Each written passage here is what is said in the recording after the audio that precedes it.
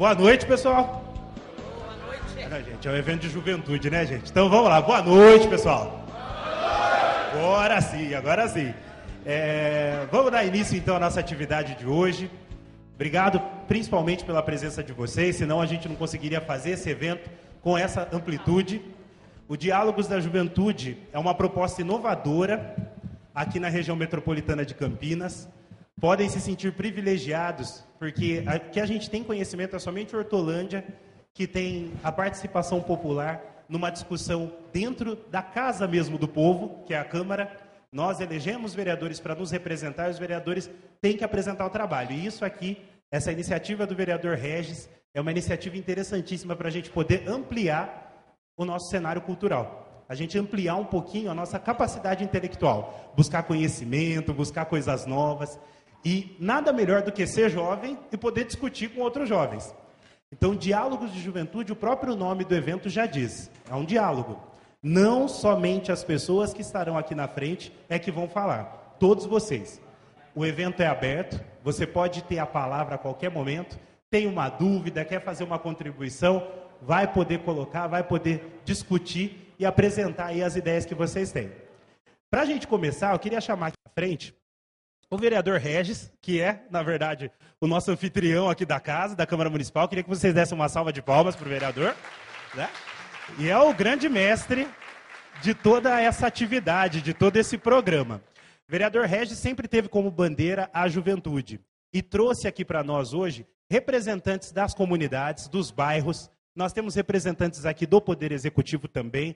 Cito aqui a presença do Lucas, né, do Conselho Municipal de Juventude, da Secretaria Municipal de Chefia de Gabinete, que representa o setor de juventude, né, Lucas?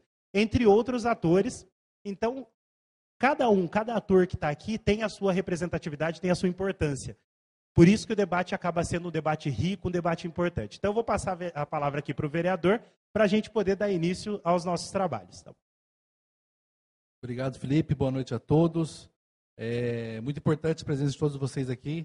Como o Felipe falou, é um espaço bem democrático para a gente poder conversar, trazer algumas discussões que não são colocadas no dia a dia pela juventude, e muitas vezes nós, do poder público, não damos essa oportunidade. Então, hoje é uma oportunidade para a gente falar, para a gente conversar um pouco, para tirar algumas dúvidas. O tema hoje do nosso debate vai ser maioridade penal. É um tema bem controverso, que gera muita polêmica, mas hoje vai ter uma atividade extensa, vai ser muito importante aqui. Tem a banda que estava com a gente no primeiro evento, está com a gente de novo. E o evento ele vem crescendo, Felipe. Graças a Deus, caras novas têm chegado para participar. E vai ser importante. E depois, que acabar o evento, a gente vai conversar mais para até aceitar sugestões para os próximos, para ampliar não só o número de pessoas, mas a qualidade dos debates também. Obrigado. Isso. Pode assentar aí, Regis. Para continuar aqui, pessoal, e até isso que é interessante, a ideia é que os próximos diálogos de juventude tomem uma outra proporção, tem novidades aí, o Regis depois vai contar para vocês. Como é um evento de juventude, já falo para vocês, geralmente em palestra e tudo mais, o pessoal vira e fala, desliguem os celulares, né? Não rela no celular, que senão você vai perder tempo na palestra. Aqui é o contrário. Pode deixar o celular ligado, mas no VibraCal para não ficar enchendo o saco da música, né? E entra no Facebook, coloca aí, hashtag Diálogo da Juventude. Porque quanto mais a gente compartilhar essa ideia, quanto mais pessoas souberem que a gente tem esse programa, essa iniciativa, mais pessoas vão poder participar. E aí a nossa ideia vai se ampliando e mais pessoas conseguem também ter a oportunidade como vocês estão tendo aqui. O Regis trouxe alguns convidados para poder conversar um pouquinho com a gente. Eu queria chamar aqui à frente uma pessoa que vocês vão gostar muito de conhecê-la, tá? É a Fernanda Soares. Queria que vocês recebessem com uma salva de palmas. Fernanda, vem para cá. Eu falei Fernanda Soares, mas ela tem um nome que vocês vão entender o porquê, que é Pink. Alguém tem dúvida? Não, né? Então tá bom. Já sabemos aqui a Pink. A Pink ela é empreendedora aqui no município. Tem um estúdio de tatuagem e piercing aqui no centro da cidade, do lado ali do Open Shopping. Chama Tribalista esse estúdio. E a Pink veio contar pra gente um pouquinho a experiência dela, até para falar um pouquinho como que é ser empreendedor. Faço uma pergunta aqui para vocês, só levanta a mão. Nós temos alguém aqui que é empreendedor, tem seu negócio próprio? Levanta a mão quem tem. Estou levantando a mão porque eu também já estou agora nessa área. As pessoas que têm os negócios próprios. É fácil? Não é, né? Nada fácil, né? Tocar um negócio próprio, buscar cliente, é muito difícil, né, Fernanda? Então, a Fernanda vai contar um pouquinho pra gente a experiência dela. Muitos anos de experiência, 11 anos de loja já, né, Fernanda? Várias experiências, inclusive premiações internacionais. Então, eu vou passar o microfone para ela contar um pouquinho a experiência. Boa noite a todos. Como já foi apresentado, eu sou Fernanda Pink. No começo foi um pouco complicado, inclusive há 11 anos atrás. Eu abri a loja há 11 anos, mas eu estou na área há 14 anos. No começo é meio difícil, porque tatuagem, piercing, dermopigmentação, para quem não sabe, maquiagem definitiva, não era tão conhecido como hoje em dia. Hoje é bem mais fácil, você encontra vários profissionais na área. Então, no começo, o preconceito era muito grande. Hoje, o preconceito é um pouco menos, mas ainda tem. Quando eu comecei, eu gostava muito de arte desde nova. Por eu ser de uma família cristã, era contra os princípios da minha família, então também fui um pouco contra isso. Mas, assim, hoje minha família ama o que eu faço, apoiam muito. Fui contra, mas, assim, ao mesmo tempo fui apoiada, porque era um sonho que eu tinha. Eu gostava muito da arte, gosto até hoje, procuro me aperfeiçoar a cada instante em cursos, viagens, congressos. Fui abrir minha primeira loja com muita dificuldade, como eu já disse no começo, porque não é tão simples você estar abrindo. Você enfrenta vários problemas, várias barreiras, mas quando você tem um sonho, você quer, você luta, você consegue. Abri minha primeira loja aqui em Hortolândia. Após 2 anos, abri no centro de Campinas. Teve vários profissionais, vários artistas que passaram pela minha loja, aprenderam também. Fui fazer um curso de aperfeiçoamento em desenho, porque eu desenhava, mas daquele jeito, né? Eu achava que era bom, mas para o lado profissional precisava de muito empenho e muita dedicação. Faço curso de desenho até hoje. Comecei a fazer faculdade de artes plásticas. Hoje não faço outra faculdade, faço de fisioterapia, porque eu quero agregar mais conhecimento em várias outras áreas também, porque eu acho que a gente vive aprendendo, não é só o que a gente tem, né? Nesse decorrer dos anos, tem vários congressos, alguns eu ganhei premiação, inclusive alguns prêmios internacionais, como no Chile, no Peru. Esse ano quero ver se eu trago mais alguns para a nossa cidade. É muito gratificante você ter reconhecimento tanto das pessoas, como você ver para o teu ego mesmo que você conseguiu que o teu sonho se realizasse. Nada é fácil, mas tudo que a gente procura, a gente se empenha, a gente consegue estar crescendo a cada dia. Fernanda. Som. Vamos trocar aqui. Pessoal, vocês fiquem à vontade. Se alguém tiver alguma pergunta, tem o microfone aqui a mais, eu levo o microfone até vocês, tá bom? Nesses 11 anos de loja, qual foi a maior dificuldade que você encontrou enquanto empreendedora? Um deles foi o preconceito, como eu já disse, principalmente por ser mulher. O pessoal assim, tem um pouco de preconceito e fala, nossa, mulher que tatua, né? Mas, assim, numa parte também é boa, porque quando tem uns maridões aí, né, que são meio falando, nossa, homem vai tatuar minha esposa. Então, assim, numa parte eu levo vantagem nisso hoje, mas antigamente era meio complicado. Eu chegava cliente e falava, quero falar com o tatuador. Eu falava, pois não, tatuador. Eu falei, então, não sou eu. Mas, assim, umas coisas do preconceito. Outra é o dinheiro, porque como eu não tinha o apoio de ninguém, na época, nem o meu ex-marido me apoiava, porque ele achava que era um absurdo eu estar querendo trabalhar principalmente com isso. Então, eu tive que sofrer um pouquinho no começo para poder estar montando, porque hoje em dia você encontra os equipamentos um pouco mais em conta para você estar fazendo um começo. Mas na época era um pouco mais caro, então você tem materiais de qualidade, são coisas importadas, para você ter uma qualidade melhor. Então, a maior dificuldade mesmo, fora o preconceito, foi o dinheiro, mas aos poucos eu fui conseguindo estar montando e meus clientes foram me ajudando. Esse é um dos motivos até que eu não abandono a Hortolândia por nada no meu empreendimento, porque se eu sou o que eu sou hoje, eu devo às pessoas aqui de Hortolândia. Por enquanto, alguém tem alguma dúvida? Alguém quer colocar uma pergunta? Então, eu vou fazer mais uma pergunta minha aqui. Vocês separaram que eu vou soltando, hein? Fiquem à vontade. Se eu quiser ser tatuador, falar assim, não, então coloquei na minha cabeça, gosto da área, quero ser tatuador também. Qual o primeiro passo que você acha que eu devo dar? Primeiro, assim, mesmo que você tem que ter uma noção de desenho, porque às vezes a gente está tatuando o desenho só inteiro, então você tem que ter uma noção para você fazer um esboço de novo. Às vezes na própria pele a gente tem que desenhar. Então, primeiro, você querer, depois ter uma noção de desenho. Eu sei desenhar, mas desenho super mal. Vai atrás de um curso, porque todo mundo aprende. Ninguém nasceu sabendo. Por exemplo, você não nasceu sabendo a ler e escrever. Você foi na escola e aprendeu. Então, nós temos escolas de desenhos, professores maravilhosos aqui em Hortolândia também. Eu tenho até alguns amigos.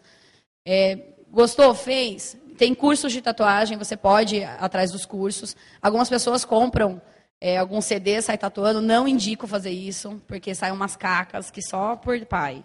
Então, não façam isso. Vão atrás de um curso. É um investimento que você tem, mas é um investimento que vale a pena. Pelo menos você vai saber o que você está fazendo, tanto o procedimento de aplicação da pigmentação, quanto o procedimento de primeiros socorros, porque às vezes pode acontecer de algum cliente estar passando mal, você tem que saber o procedimento para você poder estar socorrendo ele também. Biossegurança, você saber o que você pode e não pode estar sendo feito, para que você não possa ter contaminação, tanto você quanto o seu cliente. Então, é interessante você estar fazendo um curso para poder estar trabalhando com isso. Instrumentalizar, aprender para poder fazer, né? Teve mais gente aqui que levantou a mão falando que é empreendedor, né? Alguém gostaria de dividir um pouquinho a experiência, como que foi abrir o seu próprio negócio? Vou começar aqui pela banda. Como que foi abrir o seu próprio negócio? Bom, eu já tive vários negócios, assim, minha carreira assim, de trabalho sempre foi altos e baixos. Tive desde academia até, sei lá, depósito de ferro velho. Eu sou eletricista hoje, formada, eletricista predial. Eu tenho uma pequena empresa de ar-condicionado, eu instalo equipamento de ar-condicionado. E aí também, por conta, ele também já está seguindo esse ramo.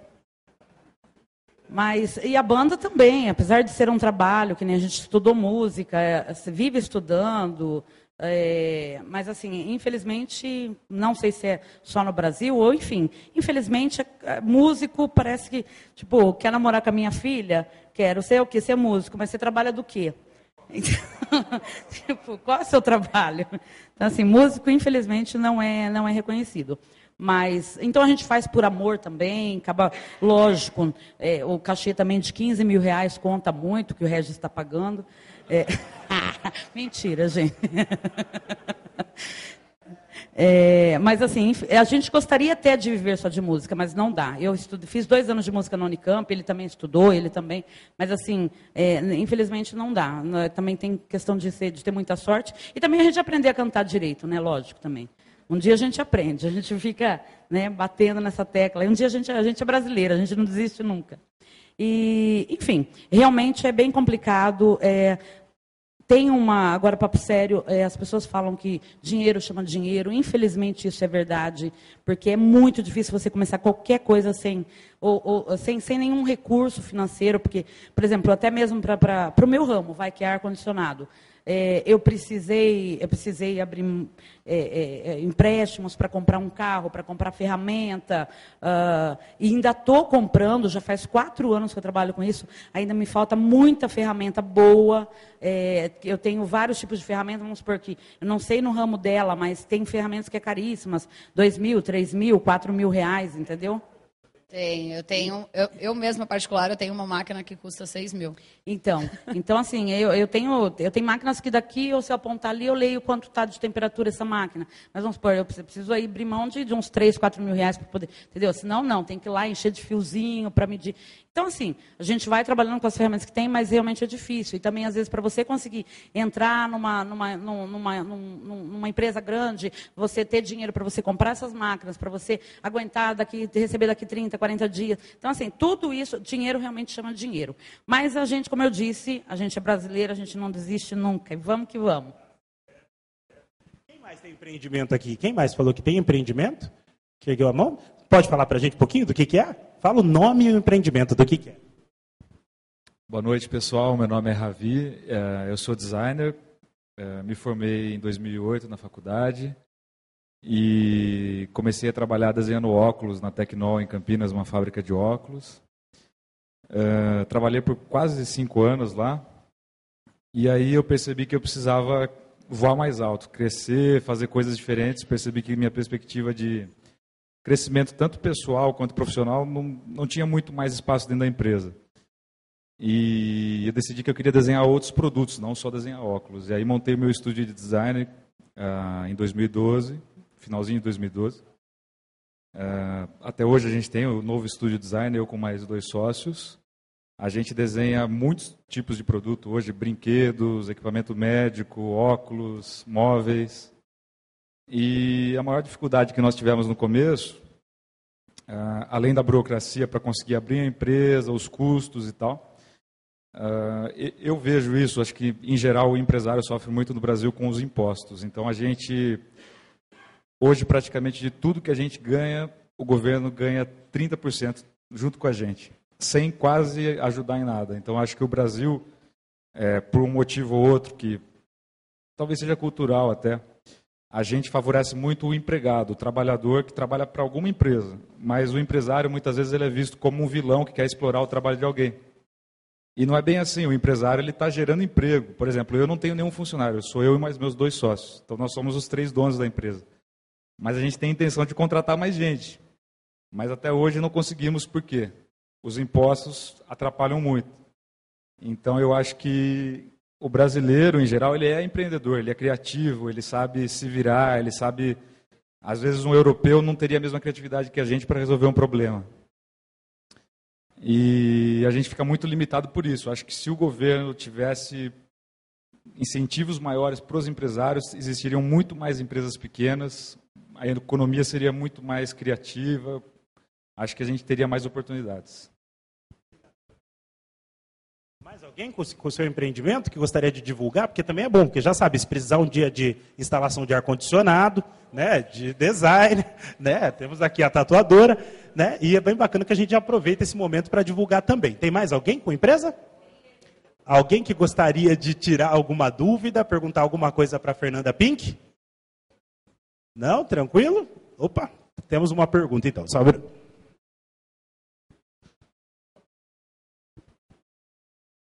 Bem, meu nome é Christian.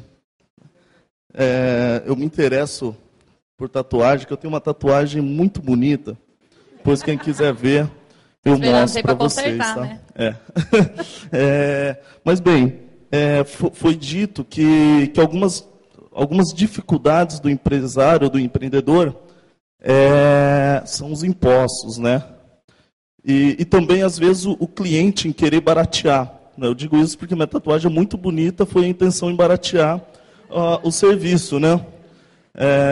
Encontrei. Então, Pink, qual é a principal dificuldade que você tem no seu negócio? Bom, esse é um dos detalhes mesmo, né? Tem gente que não procura, eu acho que em todo ramo, né? Não procura qualidade e sim preço. E existem várias coisas, principalmente no caso da tatuagem, a gente trabalha com pele. E pode acontecer vários problemas. Acontece chegar cliente no nosso estúdio e falar, o fulano faz metade do preço que você. Tem uns que faz bem menos. Tá, você está pagando uma arte.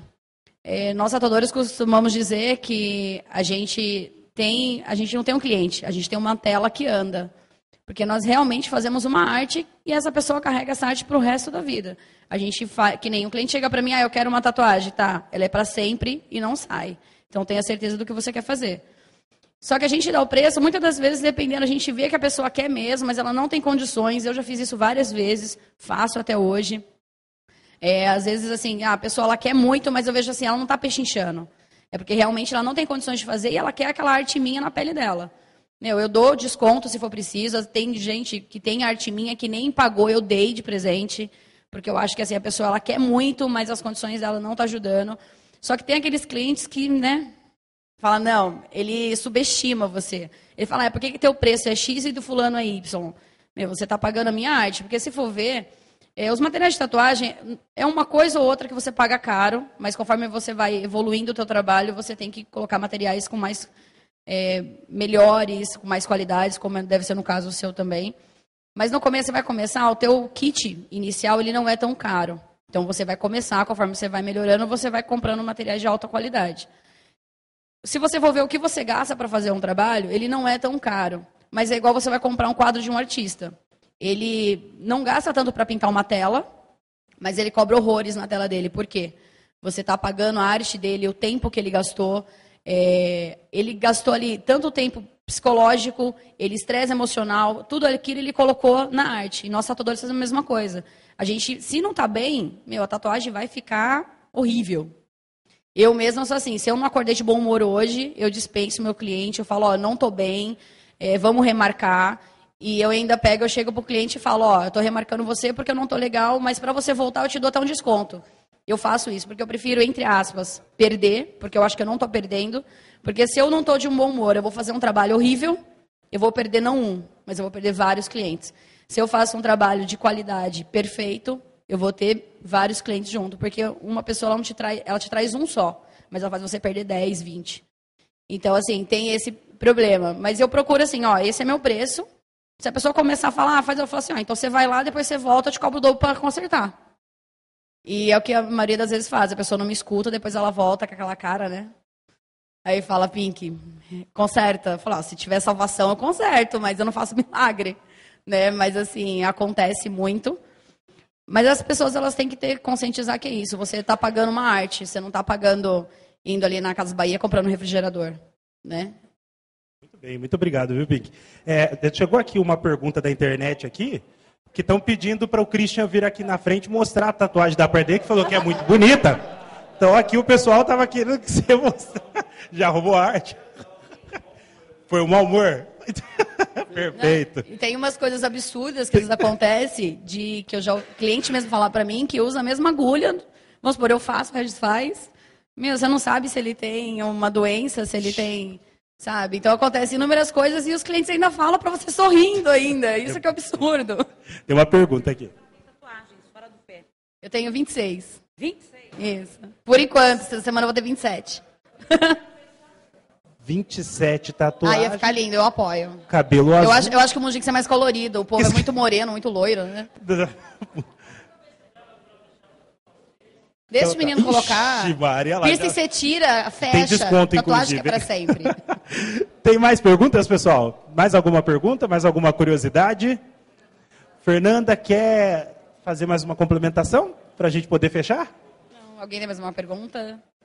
Se alguém quiser conhecer meu estúdio, não precisa ir lá só para fazer tatuagem, tá? Quiser ir de curiosidade, saber como que é, como que funciona, ver meus troféuzinhos pendurados, fiquem todos à vontade. Tem uma entrevista que eu dei para SBT há uns 2 anos atrás. Quem quiser ver, coloca no YouTube lá, Tribalistas Tatu. Tem uma entrevista que eu dei para SBT, se vocês quiserem ver também. Na internet vocês vão achar uma revista de tatuagem, que também tem uma entrevista minha. Se depois, às vezes vocês estão com vergonha de perguntar alguma coisa, se quiser, pode perguntar. Passa no estúdio, vai, conhece. Perfeito. E daqui a pouco a gente vai ter um café também excelente ali fora, que na hora do café, se alguém tiver alguma pergunta, alguma curiosidade, pode conversar. Até vai convencendo aí para no intervalo já conseguir conversar com a Fernanda Pink. Então, pessoal, uma salva de palmas para a Fernanda, que ela merece. Obrigada, gente. Obrigado, viu, Fernanda, pela participação. Viu? Nós vamos ter um momento aqui agora, que como nós tivemos isso também no primeiro diálogo com a juventude, é um momento de extrema importância, porque nós queremos saber um pouquinho do bairro, da região de vocês, da onde vocês moram. Como vocês já sabem, o papel do legislativo, ou seja, do vereador, é fazer proposituras, é propor para a prefeitura municipal o que precisa melhorar, o que precisa consertar, coisas que precisam aí de alguma ajuda, de alguma melhoria. E nós vamos ter uma sessão agora que se chama Meu Bairro É.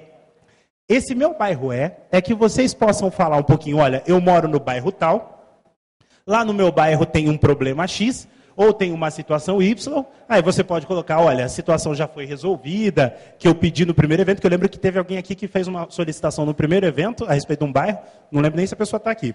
Mas pode colocar a proposta, ou fazer o pedido até, para que haja esse encaminhamento à prefeitura, ou levar para a prefeitura alguma situação. Tem alguém aqui que gostaria de começar? Colocar, olha, eu moro no bairro tal, pode colocar uma situação que seja desagradável, ou uma situação que seja super positiva. Eu vi que o Hortolândia agora está com novas praças, né? Uma praça muito interessante aqui na região do Jaque 1 e do Jaque 2. Carmen Cristina, do Carmen Cristina, do Jaque 1 e do Jaque 2. Uma praça linda que foi feita lá. Quem ainda não foi, passe por lá para poder ver. Então, o que vocês podem colocar aqui? Alguém gostaria de começar essa sessão? Meu Bairro É?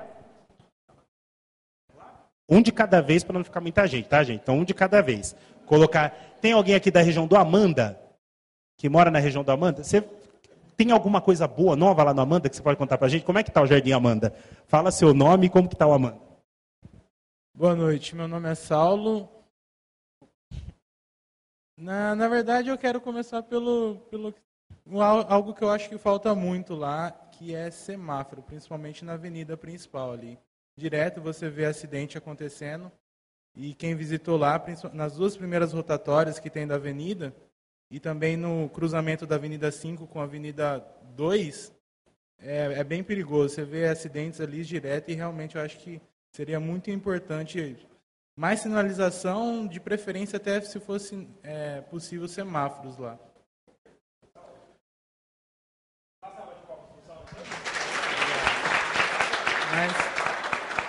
Mas no geral, assim, eu acho que tá bacana o bairro. Você vê que Hortolândia está crescendo bastante, tem bastante melhorias, estão até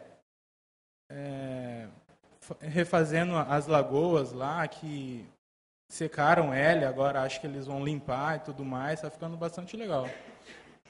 Obrigado. Obrigado, pessoal. Perfeito. Quem mais aqui? Já tivemos, então, o representante do Jardim Amanda. Alguém aqui é da Vila Real? Vila Real, região do Vila Real? Gostaria de colocar? Vamos lá. Então, o Vila Real ali, ele é composto Vila Real Continuação, Vila Real Santista, Vila São Pedro. Região ali tranquila, desenvolvendo, principalmente aquela parte do Vila Real, a parte de baixo. A gente tem a novidade lá da estação. Quem não visitou pode estar visitando lá. Tem um pouco da história de Hortolândia. Um convite que eu faço para o pessoal aí. Você só não falou seu nome. Fala só Daniel. Daniel. Uma salva de palmas para o Daniel, então, gente. Tem alguém aqui da região do Rosolém? Rosolém? Essa região do Rosolém? Rosolém? Christian, contar um pouquinho para a gente do Rosolém. Olha lá. Como que está a região do Rosolém?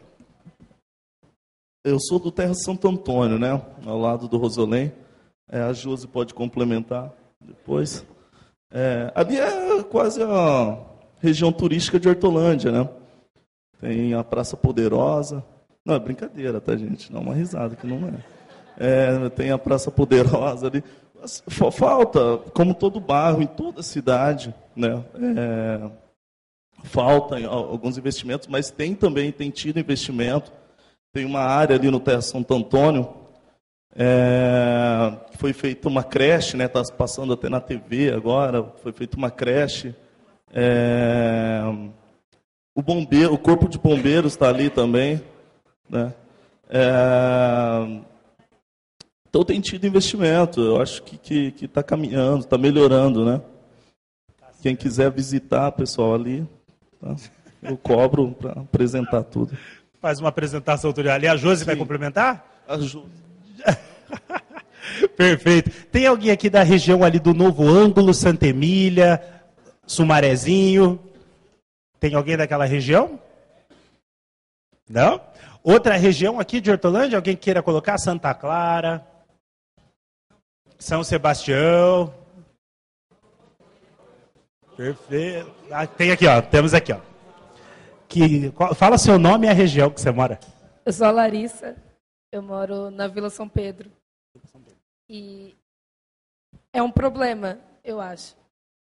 Tem uns terrenos que eram casas de área verde e foram destruídos. E aqueles terrenos cheios de mato, tem bicho, tem um monte de coisa. Fora que o meu bairro ele tem um sério problema em relação ao tráfico. Eu acho isso. E nesse lugar onde tem mato e tudo mais, ficam pessoas que são usuários. Então isso eu acho um grande problema no nosso bairro. Mas eu gosto, no geral, eu gosto do meu bairro, porque mesmo com esses problemas eu me sinto segura lá. Uma salva de palmas para a Larissa, então, gente. Obrigado, viu, Larissa? Mais alguém? Mais alguém? Quem? Ronde. Aqui o Ronde já. Olha lá, você foi pego, Ronde. Olha lá. Tumaré não tem nada. Por livre e espontânea vontade, pode contar seu depoimento. Vai lá. que eu vou falar de Sumaré? Mora em Sumaré, então tá tranquilo então, né? Perfeito. Pessoal, na prefeitura, e isso é interessante que todos tenham conhecimento, porque exercer a cidadania não é só cobrar os seus deveres, os seus direitos, perdão, é exercer os seus deveres também. E hoje em dia, a gente percebe nas redes sociais, na própria mídia, que há uma exposição muito grande daquilo que não dá certo. Aquilo que está errado, aquilo que está ruim, as pessoas focam muito nisso. E dificilmente elas focam naquilo que tem acontecido, que tem sido bacana. Hoje existem muitos órgãos, e principalmente aqui na Prefeitura de Hortolândia, que tem essa atuação. Por isso hoje a gente está aqui com a presença dele, do representante do setorial de juventude da Prefeitura, que é responsável também da participação pelo conselho, né, Lucas, e tudo mais. Queria já chamar o Lucas aqui, uma salva de palmas para o Lucas, pessoal. E o Lucas hoje, representando a Prefeitura, ele vai apresentar para vocês um pouquinho o que é essa proposta do Conselho Municipal, do setorial de juventude da Prefeitura, e é bacana vocês saberem e até pegar e falar assim, legal, o Lucas trabalha lá. O Lucas é o agente pelo qual a gente pode colocar as nossas ideias enquanto jovens, né? O que a gente pode fazer para poder melhorar o bairro, para não ter tanta gente ociosa, tanta gente sem fazer nada. E aí, como ele está hoje representando o nosso prefeito, fiquem à vontade para poder tirar dúvidas, ele vai apresentar e aí vocês podem também fazer propostas aqui para o Lucas, tá bom? Obrigado, Felipe. Gostaria primeiramente de agradecer aqui o convite do nosso vereador Regis, dizer que é muito importante essa articulação que você tem feito pela cidade, para ouvir a nossa juventude, até nas articulações e viabilizar mais ações do Poder Executivo Municipal, também em parceria com o Poder Legislativo. Como o Felipe falou, eu trabalhei com ele durante uns 6 meses na inclusão social, foi onde foi a primeira secretaria, e depois o prefeito me convidou para assumir essa jornada, essa empreitada, que é o setor municipal de política pública para a juventude. O que seria isso? A política pública, ela é voltada, são políticas instituídas em lei, né? E então eu tenho a função de articular com todos os órgãos, todas as secretarias do município e também órgãos governamentais ou não governamentais também do terceiro setor ou até mesmo das entidades que também trabalham diretamente com a juventude, igual na pessoa do Christian aqui, né, com o Arja. E no início eu tive que fazer um levantamento de todas as ações que a Prefeitura desenvolve por cada secretaria de inclusão, educação, saúde, cultura, esporte, para que ali eu conseguisse tirar os direcionamentos e também as diretrizes, como é que seria o planejamento de trabalho. Eu vi uma pessoa, que é a Larissa, com a qual eu estudei junto também com ela, ela levantou uma questão que é muito frequente na nossa cidade também. Eu moro no bairro periférico, que é o Boa Esperança, né? E eu sei como que é essa realidade. Nós temos uma preocupação aqui na cidade, que é o genocídio da nossa juventude. Eu vou ser mais específico com a juventude negra, que também que são, na grande maioria, dos 70% dos homicídios. O prefeito ele tem essa preocupação quanto o governo executivo, porque o governo federal ele estipulou um teto até 2008, onde algumas cidades teriam que aderir através de uma ordem judicial, o Plano Juventude Viva. O que é o Plano Juventude Viva? O Plano Juventude Viva foi uma articulação iniciada em parceria com a CEPIR, que é a Secretaria Nacional de Promoção de Igualdade Racial, e também o CNJ, que é a Secretaria Nacional de Juventude, onde ali foram definidas algumas diretrizes e algumas proposições onde o governo municipal ele tem a função de se comprometer em articular ações também em parceria com o governo federal para tentar e até mesmo diminuir o genocídio e a criminalidade na cidade. Hortolândia foi uma das primeiras cidades que solicitou uma adesão voluntária, porque nós não, por mais que tenha, nós sabemos que uma taxa de homicídios muito alta, por exemplo, Campinas, Osasco, São Paulo foram cidades que foram chamadas judicialmente a aderir ao plano. Hortolândia não ultrapassou esse teto de taxa de índice de homicídios, mas o prefeito ele tem essa preocupação, que é prevenção, até para diminuir, que nós sabemos que mesmo assim é alto, e ela vai ter como comprometimento do Poder Executivo Municipal uma série de etapas. Uma delas é a criação e a fomentação do Conselho Municipal de Juventude. Quem aqui estuda no ensino médio aqui na cidade ainda? Levanta a mão, por gentileza. 2, 3, 4... Mais alguém? Nós estamos começando esse mês aqui, no qual encaminhamos, primeiramente, eu gostaria de agradecer ao vereador Regis, que faz parte também da Comissão de Justiça e Redação, algumas proposições para modificações da Lei 2.770, que é a Lei da Criação do Conselho Municipal de Juventude. O que seria isso? O Conselho de Juventude ele é um órgão consultivo, onde ali vocês poderão fazer as proposições para que o setor, através de como se fosse uma ponte, possa articular com todas as secretarias fins para que se articulem e viabilizem ações diretamente para a juventude. Como no caso eu vou citar aqui também, que é o transporte social, onde o estudante paga apenas R$1. Nós tínhamos uma dificuldade enorme para fazer articulações com os representantes da sociedade civil, que é compostas por 2 representantes do ensino médio da cidade, um representante do ensino superior, um representante do Conselho Municipal da Pessoa com Deficiência, um representante das entidades não governamentais e um representante do Conselho Municipal da Criança e do Adolescente. Ela determinava que apenas jovens de 18 a 29 anos poderiam participar, que é a orientação também do Estatuto da Juventude. Mas nós tínhamos uma dificuldade imensa em articular com algumas secretarias que não tinham pessoas que se comprometessem que fosse dessa faixa etária. E na sociedade civil, o jovem hoje está terminando o ensino médio a partir dos seus 17 anos, e muitas das vezes tem os de 18 anos, mas são na grande maioria repetentes. Nós conseguimos fazer essa solicitação aqui através da Prefeitura, encaminhamos para o Poder Legislativo, para que eles aprovassem as modificações e facilitassem assim as articulações. A partir desse mês, nós já vamos começar os diálogos, né? Depois de ter uma reunião com a secretária de Estado de Educação, para que ela nos autorize a entrar nas escolas, fazendo a divulgação, abrindo para toda a cidade também poder participar do Conselho Municipal de Juventude. Esse ano também nós teremos a Conferência Nacional de Juventude, na qual vai ter também a Conferência Estadual e Hortolândia também, através das diretrizes que o governo vai passar para nós no chamamento, nós vamos articular aqui na cidade também. Eu gostaria de agradecer mais uma vez o vereador Regis, colocar à disposição para as maiores dúvidas também, dizer que nós trabalhamos ali na chefia de gabinete, fiquem à vontade em me procurar, a nos procurarmos também, para estar articulando, e eu gostaria de agradecer mesmo vocês e parabenizar para toda essa juventude que está construindo uma sociedade mais justa. Muito obrigado. Obrigado, parabéns.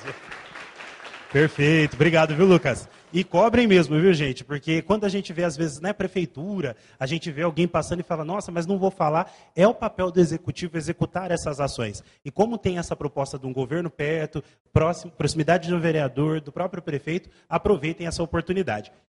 Gostaria, antes de mais nada, de colocar para vocês a importância da participação nesse debate. Um debate, o próprio nome já diz, é uma discussão de ideias. Então, fiquem à vontade para colocar a ideia de vocês.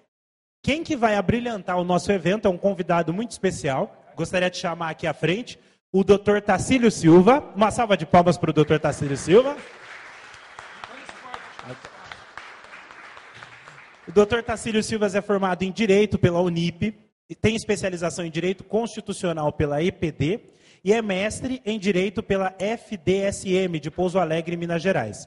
É uma pessoa que tem muita afinidade com os trabalhos realizados pelo gabinete do vereador Regis e possui uma bagagem, né, pela própria formação dele em Direito, para poder colaborar com a nossa discussão. Então, antes de passar até a palavra para o Dr. Tacílio, já queria passar uma novidade para vocês, que agora, na hora que eu estava ali no café, o pessoal me informou que, durante o debate, a pessoa que realizar a melhor pergunta, e aí tem um pessoal que está avaliando, que é o próprio vereador Regis, e tem o pessoal do gabinete também que está observando, eles vão selecionar uma pergunta, e a pessoa que fizer, que eles acreditarem aí ser a melhor pergunta, ela vai ganhar um prêmio, tá? Então esse prêmio vai ser no final aqui do nosso diálogo com a juventude. Por isso, participem, coloquem a ideia de vocês, uma viagem aí para Cancún com tudo pago pelo vereador Regis, fiquem à vontade, tá? Com direito a levar 4 acompanhantes, não um só, porque tem que ser, né? Fora isso, é brincadeira a história, tá? Senão depois alguém me processa, né, doutor? Fica ruim. É brincadeira, mentira isso. Também, acho que vocês viram que aqui estava disponibilizado para vocês a rede Wi-Fi aqui do evento, né?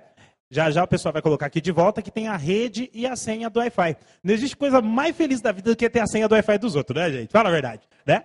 Então conectem, aproveitem aí para poder dá a hashtag Diálogo da Juventude, coloca nas redes sociais, tira uma selfie, bate foto, aproveita para poder divulgar o evento aí nas redes sociais, tá bom? Então eu passo a palavra para o Dr. Tacílio Silva. Obrigado, boa noite. Eu vou falar de pé porque eu gosto de falar de pé. Fico mais próximo de vocês, fico mais próximo do rosto de vocês, né? Enfim, do semblante de vocês. Eu quero tentar ao máximo conectar o nosso tema com a parte teórica, sem que isso fique chato, né? Eu sou professor de Direito Constitucional, mas eu não quero aqui lecionar nada, né? Eu queria, na verdade, conectar vocês com a parte constitucional do nosso tema, que, pelo que o gabinete me passou, vai ser justamente a questão da redução da maioridade penal, que é um tema em pauta, está sempre dentro da pauta política, né? De qualquer que seja o ente da federação, né? Todos os políticos acabam discutindo isso em algum momento. E a questão da pena de morte. Então, quero tentar ser o menos teórico possível, mas se eu começar a ser teórico, vocês comecem a bocejar para que eu entenda e, de alguma forma, passe a mudar a linguagem. Eu quero, antes, né, de começar a tratar da parte teórica, agradecer o gabinete do Regis e, a partir do meu agradecimento, estabelecer as bases teóricas do nosso debate, né? Porque não dá para estabelecer nenhum tipo de debate sobre um tema que é constitucional, que é jurídico e que afeta a vida de todo mundo, sem que nós estejamos dentro de um ambiente jurídico, sem que nós estejamos num ambiente democrático, sem que a gente esteja aí dentro de um ambiente que seja adequado para o debate. Não dá para começar um debate sem estar inserido nessa parte teórica. Eu quero agradecer o Regis, fazendo uma menção à fala inicial do Felipe. Ele disse que há um tempo atrás, que o papel, na hora que vocês estavam apresentando os bairros e etc., ele disse que o papel do vereador é fazer propositura de leis junto, né, à Câmara Municipal. Mas, na verdade, essa é uma função secundária, Felipe. Do ponto de vista do direito, nós temos duas funções, né, que são primárias para o vereador. A primeira é fiscalizar o executivo, né, e com ele dialogar para melhorar a cidade. Aí, tranquilo, né? Dentro de uma primeira função seria essa a primeira função do vereador. Mas, para mim, a função mais brilhante que tem o parlamentar, não só o vereador, né? O deputado federal, o deputado estadual, o senador da República, o parlamentar, a casa parlamentar, né? Parlamentar vem de parlare, de falar, né? Então, a função principal do vereador é justamente restabelecer esse pacto de cidadania que nós estamos tendo aqui nesse momento, que é justamente abrir o prédio público da casa parlamentar, da casa responsável, né, por receber a nossa fala e, a partir dessa fala, nos reconectar com um espaço público de discussão e de propositura de novas demandas. Essa é a função principal do vereador, né? Trazer a sociedade para esse debate público, para esse espaço público de discussão. E isso o gabinete do Regis faz com uma maestria sem fim, né? Não só porque ele, né, faz aí uma centena de visitas, pelo que eu acompanho da assessoria dele, mas porque essa já é a segunda edição do evento e, pelo que eu vejo, tem sido um evento bastante bem sucedido. E aí nós estamos tratando de cidadania. Antes de eu falar especificamente da maioridade penal e da pena de morte, nós estamos tratando de cidadania. A gente tem mania de falar sou cidadão o tempo inteiro. Vocês já repararam? Não, porque eu sou cidadão. Vai à prefeitura, pega uma fila, fala, isso é um absurdo o que estão fazendo com o cidadão, né? Vai ao supermercado, pega uma fila, é um absurdo o que estão fazendo com o cidadão. A gente se auto-intitula cidadão o tempo todo.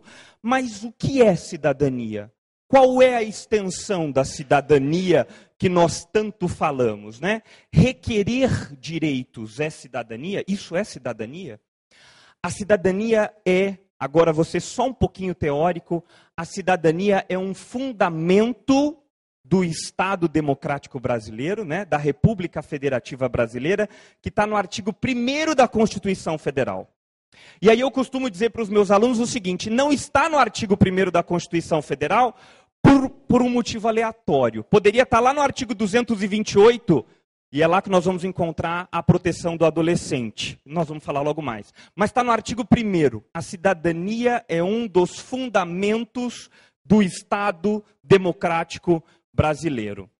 E o que seria cidadania, senhores? Cidadania, a ideia de cidadania, ela casa justamente com essa capacidade que o Estado brasileiro, somente se democrático for, nos entrega para, junto, né, com o poder público ou junto com o Estado, construir as nossas liberdades.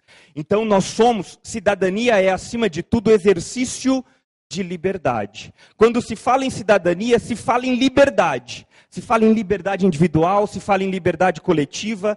E essa cidadania que a gente tanto fala, nada mais é do que uma roupa que o Estado nos entrega, e ele já nos entrega isso no primeiro artigo da Constituição Federal, para que a gente tenha condições justamente de, a partir da reconexão com esses espaços públicos como esse, né, propor novas liberdades. Sermos mais livres, porque não existe democracia sem liberdade.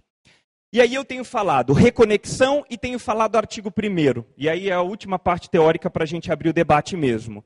Eu tenho falado reconexão com o espaço público e tenho falado artigo 1º. Por que está no artigo 1º e por que nós estamos, na verdade, reestabelecendo uma conexão com os espaços públicos e com as nossas liberdades?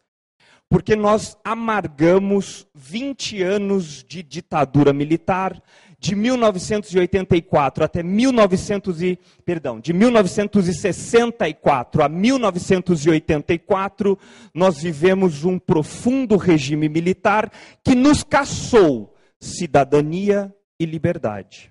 Então isso que nós estamos tendo aqui agora é uma reconexão, depois de ter passado mais de 20 anos afastado do acesso dos espaços públicos e da construção de liberdades. Então, olha só, a nossa mente, os nossos costumes não estão acostumados a pensar um cidadão livre. Os discursos todos que a gente escuta, né, na imprensa, nos veículos de comunicação de massa, todos eles, né, concedidos naquela época, não é um discurso de liberdade.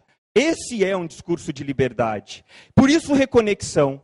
Nós estamos, depois de 20 anos, né, 20 anos tendo sido sonegadas liberdades individuais, liberdades básicas, nos reconectando com esses espaços públicos. E aí, olha só, a Constituição Federal de 1988, de 5 de outubro de 1988, faz justamente o rompimento com essa ideia ditatorial. Por isso que nós temos a cidadania lá no artigo 1º. Agora faz sentido. Quando a gente escreveu a Constituição Federal de 1988, essa que não tem nem 30 anos ainda, olha só, nós colocamos a cidadania e essa necessidade de reconexão, de liberdade, essa ideia de democracia e de construção da liberdade já no artigo 1º, que é para avisar não só a nós mesmos, mas o mundo, que a partir de agora nós não falamos mais em autoritarismo, nós não falamos mais em violência, nós não falamos mais em exclusão, nós não falamos mais em intimidação, nós não falamos mais nesse tipo de assunto que era abordado pelos estados ditatoriais. Agora nós construímos a nossa própria liberdade e é assim que a gente quer viver. O problema é que, agora vamos entrar no nosso assunto, que é maioridade penal e pena de morte. O problema é que a Constituição, que a gente conhece como Constituição Cidadã, quem nunca ouviu isso, né? Nós temos uma Constituição que é cidadã. Pera lá, se a Constituição é cidadã é porque ela nos entrega mecanismos justamente para construir essas liberdades todas que nos foram sonegadas durante os períodos ditatoriais. Bom, essa Constituição cidadã que nós conhecemos como cidadã, ela entrega mecanismos de liberdade proibindo que o Estado ingresse, por exemplo, nos nossos direitos básicos. Porque se não existir direito básico, eu não consigo ter cidadania, porque aí eu não sou livre. Eu preciso, através de uma Constituição que seja cidadã, já que eu rompi com o regime ditatorial, afastar o Estado da minha liberdade individual. Então eu te entrego lá na Constituição Federal, no artigo 5º, a liberdade de locomoção, a liberdade de expressão, a liberdade religiosa, a liberdade sexual, por que não dizer, todas as formas de liberdade para que juntos e através da cidadania a gente tenha a reconstrução do regime democrático. Então, por que é que eu estou dizendo isso? Porque a pena de morte é um destes mecanismos, a proibição da pena de morte é um destes mecanismos entregues por essa Constituição cidadã. Então a gente gosta de bater no peito quando a gente está na fila da prefeitura para dizer que é cidadão, a gente gosta de ler que a gente tem uma Constituição cidadã lá na Folha de São Paulo ou em qualquer outro veículo de comunicação, mas a gente é o primeiro a ir para a rua e falar, não, o sujeito deveria ter morrido. Né? O Estado deveria matar esse sujeito. O Estado deveria, de alguma forma, repreender a sua liberdade ao nível máximo, que é a retirada da vida. Então aí nós não somos cidadãos. Nessa parte a gente esquece a Constituição cidadã e rememora a época da ditadura militar. Porque era lá que nós tínhamos esse tipo de repressão. Ok? A mesma coisa a gente tem aí sobre a maioridade penal. A inimputabilidade penal, ou a maioridade penal ter sido estabelecida nos 18 anos pela nossa Constituição Federal, lá no artigo 228, é justamente também mais um mecanismo de proteção e de exercício da nossa cidadania, das nossas liberdades. A Constituição diz assim, rompamos com esse período escuro, amargo, de 20 anos de ditadura e de ausência de liberdade, para que através de outras práticas da educação, da cultura, do lazer, do esporte, para que através de outras práticas a gente restabeleça a liberdade e a cidadania. E não através da repressão, não através daquela repressão toda que nós amargamos. Então, hoje, no Brasil, estabelecendo aí a base do nosso debate, e aí eu encerro. No Brasil, a pena de morte, ela é vedada pelo artigo 5º da Constituição Federal para os civis. Olha só como isso tem ligação com a ditadura militar. A pena de morte no Brasil existe, só que ela está prevista no Código Penal Militar. Ela existe para o militar que deserta em caso de guerra declarada. Então, na disciplina militar, se o sujeito trai a guerra, a declaração de defesa da pátria, de alguma forma, na estrutura militar ele pode ser executado. É a maior prova de que condenar alguém à pena de morte não é algo civil, não é algo democrático, não é algo cidadão. A nossa Constituição Federal foi tão sábia nesse sentido que ela disse, olha, para os civis, de forma alguma, nenhum crime civil pode ser punido com a pena capital, com a pena de morte. Mas, no caso do militar, em caso de guerra declarada, é como se a Assembleia Nacional Constituinte tivesse dito assim, vocês gostavam tanto da pena de morte, fiquem com elas aí para os seus militares. Para os nossos civis aqui, não. Para os nossos civis, de forma alguma. E o segundo ponto, e vejam, deixa eu só fazer um esclarecimento, que é muito comum, o senso comum falar de pena de morte. Nós tínhamos um político muito famoso que defendia que bandido bom era bandido morto, e ele ia fazer campanha na televisão com esse tipo de discurso. Não existe, do ponto de vista constitucional, a não ser que a gente rasgue a Constituição e refunde o Estado brasileiro, que seria um risco muito grande, uma vez que a nossa democracia está em pleno amadurecimento.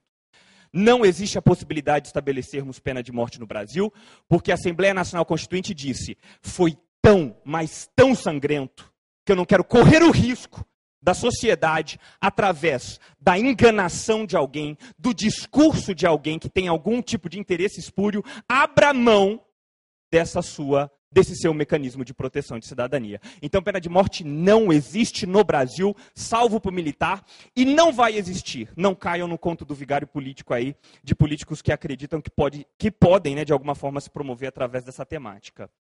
A questão da maioridade penal, ela é um pouco mais controvertida, porque ela não foi inserida dentro do artigo 5º, que é o capítulo constitucional que declara, a impossibilidade de mexer no Instituto. Ela foi inserida no artigo 228 da Constituição Federal. Mas aí eu gostaria de fazer algumas considerações, não para estabelecer a minha opinião, porque eu sou advogado, eu tenho uma opinião mais libertária mesmo, é próprio do advogado. Talvez se tivesse um delegado de polícia aqui, alguém do regime militar, fosse estabelecer um contraditório, Mas, vejam só, lá no artigo 228, nós temos um capítulo da Constituição Federal destinado exclusivamente, sabe a quê? A proteção da família, dizendo que a família é a base, é a célula da sociedade, portanto do regime democrático, e lá, na proteção da família, no lugar que a Constituição reservou para proteger a nossa família, nós inserimos a proteção do menor. Então, eu pergunto para vocês, será que é justo entrar na Constituição Federal? Não vou discutir do ponto de vista técnico, vou perguntar do ponto de vista do sentimento de justiça. Será que é justo a gente entrar dentro dessa parte constitucional, que é a parte constitucional dedicada à proteção da nossa família, para alterar a maioridade penal no Brasil, diante de um movimento que é contrário a todos os movimentos mundiais? Todos os países que reduziram a maioridade penal no determinado momento da história, ao restabelecer a democracia, voltaram ela aos patamares aí que nós temos e nós nunca alteramos. Os países ditos aí de primeiro mundo que tinham essa questão da maioridade penal abaixo dos 18 anos, restabeleceram, estão voltando, estão no movimento contrário. O Brasil é o 4º país que mais encarcera pessoas no mundo. No mundo inteiro. A nossa população carcerária é a 4ª população maior do mundo. Do mundo. Será que é correto a gente jogar o nosso jovem, aquele que está protegido ali, naquele capítulo constitucional que diz respeito à minha e à sua família, dentro da população carcerária? Né? E aí eu estou cansado de ouvir aqueles argumentos, mas aqui fora ele é corrompido pelo crime organizado. E aí eu te pergunto, e lá dentro? E lá dentro? Aqui fora, onde a vulnerabilidade pode ser socorrida por mim e por você, o sujeito que está lá no semáforo pode ser socorrido de alguma forma. E lá dentro, quem é que socorre? Quem é que socorre? O Estado? O mesmo que mandou encarcerar? Como é que nós fazemos? Está aqui o Lucas, né? Fazer uma pergunta para o Lucas, bastante franca. Não vou entrar no âmbito municipal, porque o âmbito municipal fica pequeno perto de uma temática dessa. Mas como profissional da juventude, com a experiência que você tem, quantas políticas públicas você já viu algum ente administrativo ter para menores infratores? Nenhuma. Nenhuma. Nenhuma. Nenhuma. Não há uma política pública para menores infratores.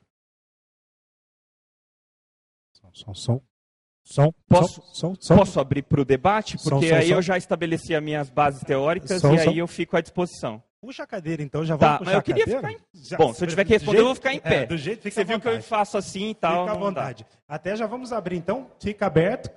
Quem tiver algum interesse em fazer alguma pergunta, só levanta a mão que eu levo o microfone, tá? Seu nome mesmo? Tarcílio. Tarcílio. Sem o R, Tarcílio. Tarcílio? Isso. Muito legal. Foi uma aula de história, Constituição, uma aula fantástica que você me deu agora aqui para todos nós. Parabéns pelo seu discernimento. Exatamente isso. Eu acredito que é um problema, né? Ainda mais quando você trabalha diretamente com a juventude que tem a maior vulnerabilidade financeira e também na questão educacional e cultural, de inclusão social mesmo. Eu acho que o Estado se propor a criar mecanismo na redução da maioridade penal é ignorar totalmente as políticas públicas voltadas para esse jovem, para que ele seja inserido de uma forma que ele tenha escolha para fazer, né, e não aderir à vida do crime, né, a partir de outras ações criadas através de ações continuadas do governo estadual, governo federal e o governo municipal. Eu acho que aí é um ponto, porque se você tira um jovem de 16 anos, coloca ele encarcerado, junto com outros tipos de miliantes que são residentes também, na maioria das vezes, em qualquer tipo de criminalidade, eles vão sair, esse jovem vai sair PhD em criminalidade lá de dentro, porque ele vai ficar o quê? 7 anos e com Qual o resultado, né? Nenhum. Qual o resultado? Exatamente. Vamos reduzir a maioridade penal. Qual é o resultado? Aí nós corremos um sério risco, que obrigar o governo estadual e o governo federal em criar, em vez de gastar o nosso dinheiro com escolas, em ações que vão de fato salvar vidas dessa periferia, na maioria das vezes jovens negros. Eu vou citar aqui um caso que aconteceu comigo.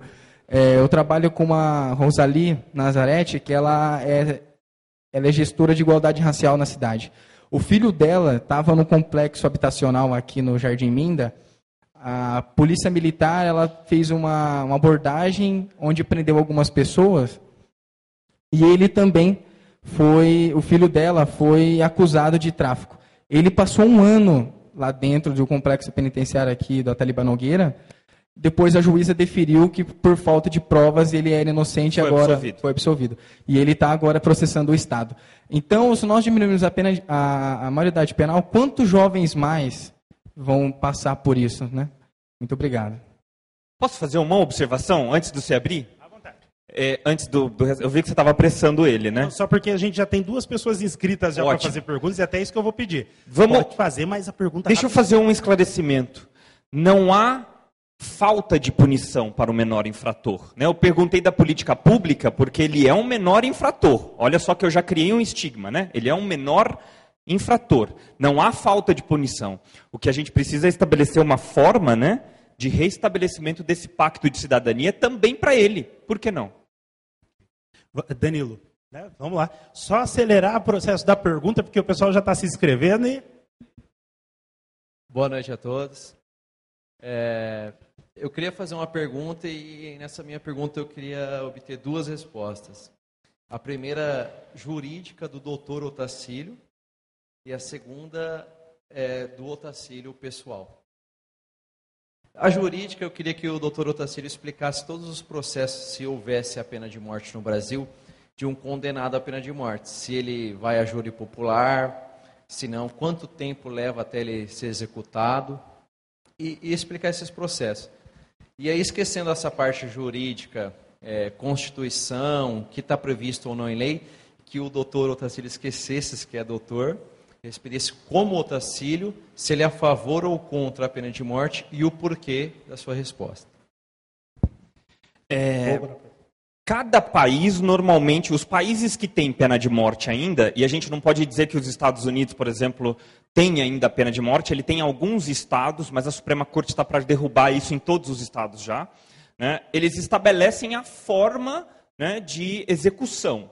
O que eu li muito, e isso é dado estatístico, né, dado real, é que é uma pena custosa, né? Então, assim, gasta-se muito para executar o condenado, né? Desde o julgamento, que deve possibilitar uma maior forma de defesa, você não pode imediatamente executar logo depois do julgamento, então você vê aqueles corredores da morte de 10, 12, 15 anos. Então gasta-se muito dinheiro com a pena de morte, por exemplo, nos Estados Unidos. Um dinheiro que talvez, se você investir numa política pública adequada, né, talvez não seja necessário esse tipo de repressão. Sem falar na falibilidade do sistema, né? O colega trouxe aqui um exemplo clássico. O sujeito ficou 1 ano lá dentro e foi absolvido pela juíza. Mas e se ele tivesse sido condenado na primeira instância e absolvido na segunda? E a primeira instância tivesse mandado condenar, tivesse mandado executar, ou, enfim, executa, daqui 10 anos eu descubro através de uma prova irrefutável, como, por exemplo, é o DNA, né, que o sujeito não era o homicida. Quem é que reestabelece esse erro? A sociedade vai pagar isso como? Não há dinheiro no mundo que pague. Né? Então, não haveria como. Então, cada país estabelece. No Brasil, o que eu posso te dizer é o seguinte, não há pena de morte, mas nós mandamos a júri popular todos os crimes que são dolosos cometidos contra a vida de alguém. Né? Então, o homicídio, né, o infanticídio, o aborto e o induzimento ao suicídio vai a júri popular no Brasil. Tá? Provavelmente, se fosse um caso de pena de morte, também iria a júri popular aqui, como vai nos Estados Unidos. Né?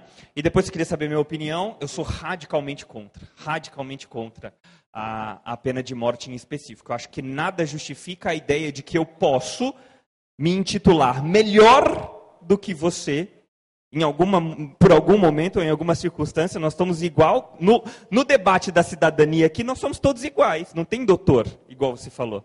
Nós estamos todos construindo uma liberdade. Eu não posso me intitular melhor, e é isso que eu estou fazendo, abrindo mão da minha liberdade, estou falando não como advogado, tá? Abrindo mão da minha liberdade, entregando essa parte para o Estado decidir sobre a vida de alguém ou sobre a minha própria vida. Em hipótese alguma, eu acho que essa é a forma mais antidemocrática de lidar com a violência que existe. E a violência é um fenômeno social muito importante, né? Diga-se de passagem, depois a gente pode estabelecer um debate sobre isso. Perfeito. E vale esclarecer que é Tacílio, tá, gente? Tacílio, na hora de fazer. L-I-O, T-A-C-I-L-I-O. Tá? A gente já está com uma lista aqui de inscrição grande de pessoas querendo fazer perguntas. Errar, viu, gente? Estou já acostumado. Uma lista grande de pessoas fazendo perguntas, então vamos, tá? Boa noite, meu nome é Mariana. Boa noite. Esse é um assunto que me incomoda um pouco, porque Eu não quero dar meu... Contra a pena de morte, eu também sou super contra. Eu não sou a favor, acho que ninguém tem direito de tirar a vida de ninguém. Principalmente porque eu acho que aqui no Brasil, a gente tem um grande problema de injustiça na hora de prender uma pessoa e, às vezes, assim como onde existe ser humano, existe erro, e então eu sou contra. Porque, às vezes, a pessoa pode morrer e ela é até inocente, né? Mas, em relação à maioridade penal, eu acho que talvez o que as pessoas clamam muito é assim, existem vários crimes hoje em dia que os menores de 18 anos cometem.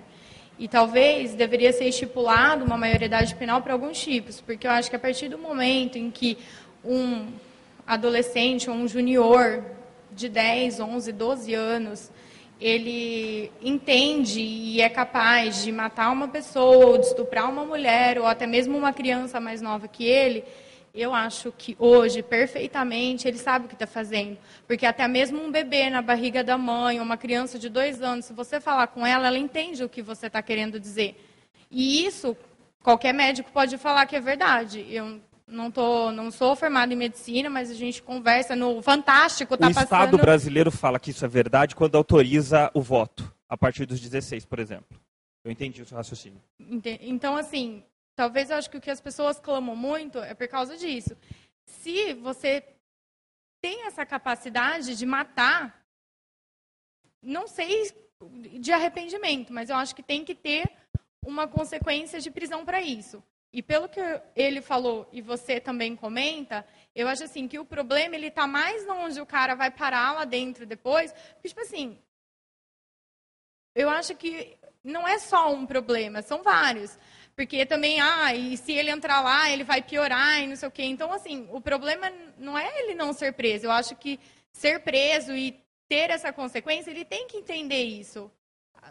Mas só que lá dentro da cadeia aí é outra coisa. Tem que ser outro problema resolvido lá dentro. Então, assim, não é nenhuma pergunta, mas talvez uma opinião minha em relação a isso. Porque, assim, eu acho que são vários tipos de crime. Às vezes fala assim, mas ele trafica, então se você abaixar de 18 para 16, aí os traficantes maiores vão vir e passar por de 12 anos. Se de 12 anos for preso, eles vão passar por de 7. Daqui a pouco a criança de 3 anos está traficando. Tudo bem. Mas tem outros tipos de crime que hoje o mundo mudou. As pessoas têm mais acesso à informação, as crianças têm mais acesso. Hoje você vê, sei lá, criança de 10 anos dirigindo e matando pai, mãe. Enfim, eu acho que são vários tipos de crime. O mundo mudou, as informações mudaram e eu acho que é por isso que as pessoas clamam por uma mudança de lei nesse aspecto. Agora, gostaria de fazer.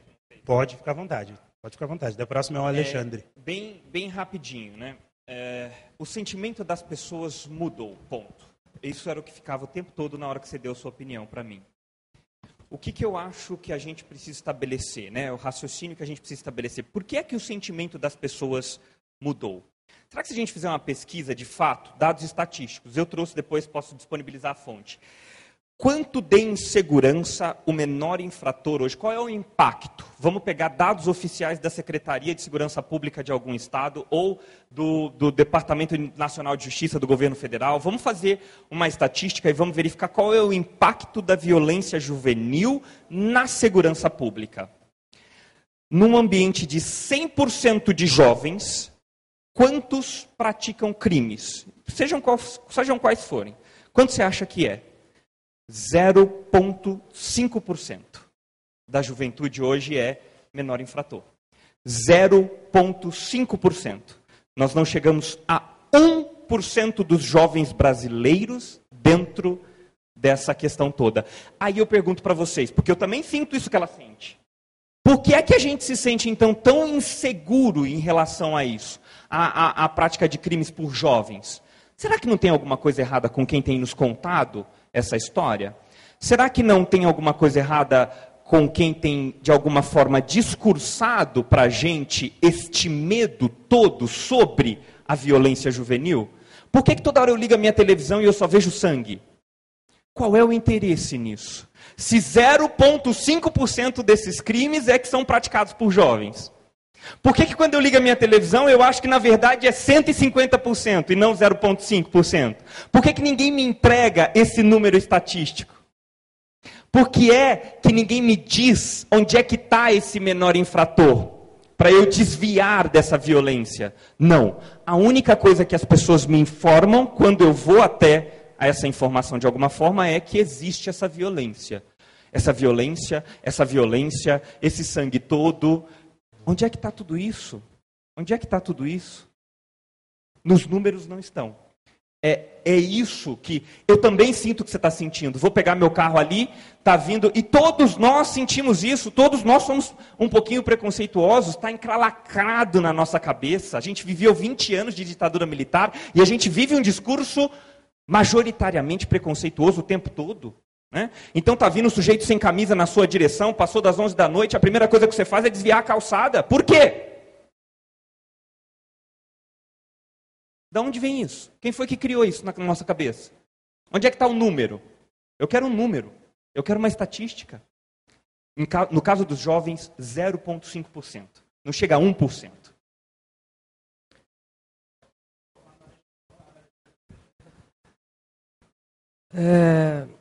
Boa noite, ilustre palestrante. Boa noite ao nobre vereador e aos demais.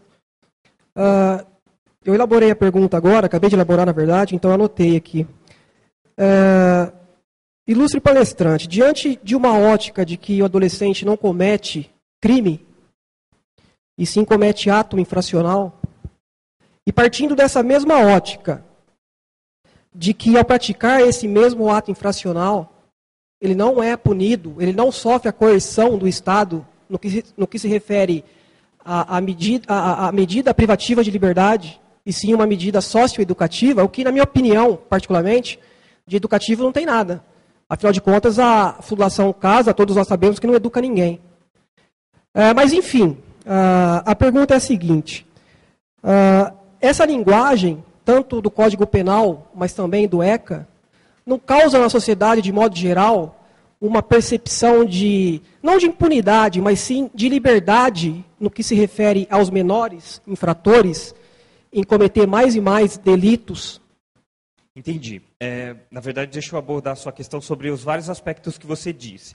Inicialmente, é importante dizer, há medida socioeducativa restritiva de liberdade, tanto que tem a Fundação Casa, como você mesmo citou, onde eles ficam recolhidos, né? Eles são ali, inclusive, tratados, diga-se de passagem, pelo ente federativo que faz a gestão, né? Pior até do que a secretaria trata pior, porque não tem uma secretaria própria, né? É uma parte de uma secretaria X. Então, é até pior a forma como eles são tratados, dependendo da situação. Então, há sim punição. O ato infracional ele é punido se ele for grave, se ele for utilizado, se ele for praticado com grave violência contra a pessoa, ele perde a liberdade. Só que perde por um tempo menor, como a gente já viu. E aí você entra de novo na questão de liberdade. Você citou uma palavra que eu adoro, né, que é liberdade. Não dá uma sensação que a gente está dando muita liberdade para o cara, mas nós queremos o contrário? Nós queremos restringir liberdade? Foi para isso que nós refundamos a República? Foi para isso que nós criamos uma Constituição em 88 para sair do regime militar? Faz sentido que a gente resista a esses mecanismos que vão tirar a nossa liberdade. Porque, lato sensu falando, vamos parar de pensar, né, no cidadão vítima. Vamos pensar no cidadão. Eu disse que aqui nós estamos como cidadãos em pé de igualdade. Né? Vamos parar de pensar no cidadão vítima e nos colocar no cidadão constitucional. Eu bato no peito, eu quero ser cidadão em todos os sentidos. Então, eu quero ter e dar liberdade. Porque é essa relação que gera o ambiente democrático. Se você reduz a entrega, né, e concentra a liberdade, aí nós temos autoritarismo. Quando eu tenho excesso do lado de alguém e a falta do outro lado, aí eu tenho autoritarismo. Então, duas questões. Há punição, só que ela vem com uma menor incidência, porque é o jovem. Eu não quero que ele fique a vida toda na cadeia, de forma alguma. Né? É muito mais fácil errar na juventude. Quem é que nunca errou na juventude? Que atire a primeira pedra. É muito mais fácil errar na juventude. E eu nunca sei as circunstâncias desse erro. O judiciário não está interessado em saber as circunstâncias desse erro. O juiz é um sujeito de 25 anos, muitas vezes, que não sabe dessa periferia toda, que não conhece a maioria do jovem brasileiro. que talvez nunca tenha errado no Brasil, ele errou na Suíça enquanto estava fazendo o seu intercâmbio, errou nos Estados Unidos quando estava fazendo uma pós-graduação, ele nunca errou aqui dentro, porque o pai não deixava, ou se ele errou, o pai escondeu. Então, há punição e a liberdade aqui é necessária para a gente cultivar esse sentimento de civilidade. Professor, boa noite. Agradeço pela exposição de várias ideias interessantes que o senhor nos fez aí.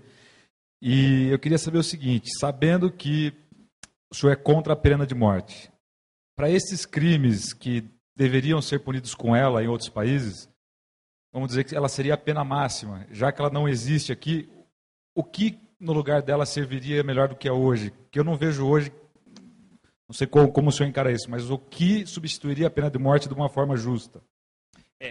Aí nós temos um problema penal mundial, né? Eu li que recentemente eu li que um país da Europa extremamente desenvolvido e assim democrático há mais de um século, nós somos democráticos há menos de 30 anos. Nós refundamos a nossa democracia em 5 de outubro de 1988, né? Então, países europeus de mais de um século de regime democrático estão fechando as suas penitenciárias. Eu acho que nós não temos maturidade para isso ainda. Nós não temos maturidade constitucional. Porque nós não conseguimos ainda dialogar com as nossas próprias liberdades. Surge uma liberdade nova lá no fundo, a primeira coisa que eu tenho em relação àquela liberdade, como eu não tenho a cultura da liberdade, a minha primeira reação é me afastar dela. É estabelecer algum estigma, alguma forma de preconceito. Então nós não temos a cultura da liberdade, algo que países democráticos há mais de um século já têm há muito tempo. Então esses países estão fechando as suas penitenciárias já. Eu não sei se a gente vai chegar nesse estágio ainda. Os Estados Unidos têm mais de um século e em razão da cultura punitivista não conseguiu fechar. Pelo contrário, nós somos o quarto, eles são os primeiros países. É o primeiro país do mundo que mais encarcera. E a gente olha para lá e fala, é o país da liberdade. Que liberdade? De consumo só? Só? Então quem não consome não tem liberdade? Delicada a questão. No Brasil, eu acho que nenhuma pena é justa. Vejam só, vamos agora, o cidadão vítima, né? O pai de família está chegando em casa e para levar o carro dele, o sujeito que é viciado em droga, que portanto tem uma consciência limitada dos seus atos, nós estamos falando de vício, nós estamos falando de doença, vai ali roubar às vezes 10, 15 reais do pai de família e acaba lhe dando um tiro na cara. Veja, nós temos uma situação de latrocínio em que nenhuma pena do mundo eu poderia pegar esse jovem e mandar lá para a Indonésia. Né? Nenhuma pena do mundo vai trazer esse pai de volta. Então eu preciso parar de me preocupar com o impacto, com o efeito. Não resolve. Eu preciso me preocupar com a causa. Eu preciso me preocupar com a causa. Enquanto a gente não inverter essa cultura, a gente não vai começar a fechar a penitenciária. Boa noite. Eu tenho uma dúvida e uma preocupação, na verdade. O que é com o pós? A gente se fala muito do inicial. Cometeu o ato, cometeu o crime, cometeu o delito. Mas ninguém se preocupa com o pós. Como o senhor disse, todo mundo tem o direito do erro. Então, qual que é aquela coisa de você ter aquele rótulo de ser o ex-presidiário, o termo antigo, o ex-FEBEM? O que tem que ser feito para você preparar o cara para ele sair lá pronto para a sociedade? Não aquela ociosidade que fica tanto na Fundação Casa, quanto no sistema prisional. Sem dúvida nenhuma, eu concordo com você em gênero, número e grau. O problema é que a gente encarcera, trata aquilo como se fosse lixo. Nenhuma cidade da região metropolitana quer receber um presídio. Né? A gente trata como se fosse lixo. Não, afasta isso de mim. Né? Deixa lá encarcerado o tempo que for necessário. O importante é ele não vir aqui atrapalhar a minha liberdade. Quando, na verdade, você já está sendo... culturalmente, já estão te tirando essa liberdade, porque você não percebe que, ao fazer esse movimento, você cria essa cultura de isolamento. E aí, cada vez mais, nós nos isolamos. Tem um discurso por detrás disso que deve estar trazendo lucro para alguém. É fato isso. Não é possível. Para mim, não está trazendo. Mas para alguém tem que estar trazendo. Ok? Bom, e aí eu concordo com você. O pós é fundamental. Por isso que eu perguntei aqui para o nosso colega. Ele é profissional da juventude. E assim, não estou falando do âmbito de competência dele. Eu estou falando, até porque seria pequeno demais, eu estou falando o seguinte. Quais são hoje as políticas públicas para essa população? Política pública não de ressocialização, porque estou falando aqui de inserção novamente. Né? Quais são? Sem falar em todos os estigmas que é criado por esse mesmo discurso para a gente afastar. Então o sujeito é esse qualquer coisa, e aí então o discurso que eu estou acostumado a ouvir, que é o mesmo discurso do sangue, que eu já ouvi antes, se ele é esse, significa que ele derrubou sangue, então é um discurso muito racionalizado, muito pronto para a gente comprar e não se desprender dele. Ele é esse qualquer coisa, como ele derrubou sangue, pronto, eu já afasto de novo. E aí então eu jogo ele de novo no caminho da exclusão. Sem dúvida nenhuma, é como eu disse, enquanto nós não desenvolvemos uma cultura que enfrente esse caminho todo majoritário, nós vamos ter um problema e nós nunca vamos fechar a penitenciária. Perfeito. Agora, nós temos uma pergunta agora do Douglas. Boa noite ao palestrante.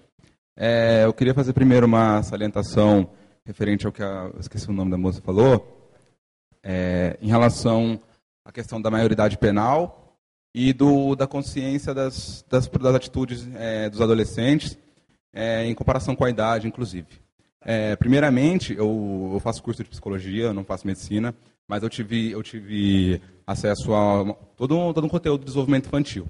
Então, quando você vai comparar uma criança de 2 anos, no sentido de que ela sabe obedecer, ela consegue obedecer pelo medo da punição. Tem a questão do medo da punição e tem as contingências em volta dela que fazem ela seguir determinado padrão ou não. Então, a criança, ela não tem a consciência das atitudes dela. Uma criança de 2 anos, 3, 4, 5, 6 anos, não tem consciência plena das atitudes que ela está tendo e do que ela está fazendo e do porquê ela faz aquilo. Ela está inserida dentro do ambiente cultural, dentro do ambiente familiar, dentro de uma sociedade que fala que isso é certo, isso os pais ensinam e é a maneira que ela se desenvolve. No que diz respeito ao adolescente e à questão da idade, existe um processo que é chamado milenização, que é a maneira como o nosso cérebro vai se desenvolvendo e a maneira como a gente vai ganhando consciência a partir das coisas, a partir da idade. Esse processo nos homens, ele demora até os 21 anos, em média, e nas mulheres até, em média, aos 18, 19 anos, variando de casos específicos. Então, até em termos biológicos mesmo, não no sentido de, vamos defender todos os adolescentes que cometem infração, porque eles não sabem o que estão fazendo, porque eles estão em desenvolvimento. Mas, em parte, é isso. A questão da maioridade aos 18 anos ou aos 21 anos tem questões baseadas na própria biologia, que também influencia nisso. Não é só uma questão social, não é só uma questão de jogar uma idade X e falar, não, a partir de 18 anos ele é maior de idade. Mas por que isso? Existem questões biológicas por trás disso. E no que diz respeito à maioridade penal em si, a questão, o viés a ser olhado na questão de, vamos diminuir a maioridade penal porque essas pessoas estão cometendo infrações. O caminho é justamente o caminho que estava sendo falado agora pelo palestrante e por ele. O caminho é olhar a partir do outro viés, a partir do depois, a partir do como isso vai ser tratado. Então, se você diminui a maioridade penal para 16 anos, coloca um jovem de 16 anos na prisão, e ele sai de lá com 25 anos, o que aconteceu lá dentro no próprio psicológico dele? Como que isso foi tratado e como que ele vai voltar para a sociedade? São coisas que são importantes de se discutir também. Então, a questão não é a idade que uma pessoa vai para a prisão. A questão não é aumentar um sistema punitivo. A questão é reverter todo um sistema cultural no que diz respeito à estigmatização de quem está saindo da prisão e começar a olhar para a prisão em si. O que acontece dentro de um sistema penitenciário. Todo mundo tem uma ideia por cima, mas ninguém tem uma ideia aprofundada do que acontece dentro do sistema e de como uma pessoa sai de lá e o que ela encontra quando ela sai de lá. Se ela sai de lá se achando um cidadão ou se ela sai de lá se achando mais um ex-criminoso e potencial reincidente. Muito boa contribuição. Você quer eu acho que justamente, só queria fazer uma pequena, não vou nem me levantar. Na verdade, nós temos uma ideia do que é o sistema prisional a partir desse mesmo discurso, que eu não sei de onde vem. Quem é que passa para mim essa ideia? Né? Quantas vezes eu fui até um dado estatístico verificar quanto de fato custa o preso? Qual é o índice de reincidência? Quanto que aquela política pública mais socializadora é melhor ou não? Quantas vezes eu fiz isso? Né? Eu só sei compartilhar no Facebook coisas do auxílio reclusão, mas eu nunca fui verificar de fato o que ele é, por exemplo. Então tem que tomar cuidado com Da onde vem o discurso, né? Já que é um debate e nós somos os jovens que vamos, né, aperfeiçoar a democracia se não houver um golpe de Estado, e eu faço votos que não haja, né?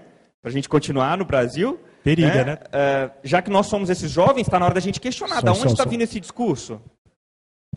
A quem interessa essa conclusão? Acho que é isso. Eu queria fazer uma ponderação para todos aqui, que o debate está bem interessante. Reiterar a questão das perguntas serem rápidas e que também pelo número de pessoas que já estão solicitando a fala, a gente encerrou agora as proposituras. Então a gente tem as perguntas, tem mais 5 pessoas Pode aqui tirar do meu fazer tempo, se quiser. Perguntas, 5 pessoas para fazerem perguntas, mas daí pelo tempo extenso já... Tudo bem? Então agora o Natanael. Boa noite ao palestrante, boa noite a todos. Voltando para a maioridade penal. Considerando hoje os recursos financeiros, políticos, sociais, em geral, que a gente disponibiliza hoje no país, qual seria a melhor alternativa à redução da maioridade penal? Qual seria a melhor opção para evitar esse tipo de acontecimento? Talvez investir em projetos sociais ou coisas do gênero. Gostaria de saber qual a melhor alternativa a isso. Olha, eu vou ser muito sincero, posso dar a minha opinião, né? Não a opinião do advogado, vou dar a opinião do Tarsílio.